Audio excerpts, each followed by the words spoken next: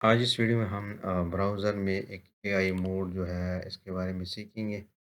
अब गूगल में यहाँ पे एक न्यू एआई मोड जो है वो ऐड किया है, यहाँ पे आप देख सकते हो, पहले ये नहीं था। जब भी आप इस पे क्लिक करोगे तो इस पे हम क्लिक करते हैं। यहाँ से आप जो कुछ भी सर्च करते हो तो उसका एक बेसिक ओवरव्यू आपको दे देगा। जैसे कि हम सर्च करते हैं जावा,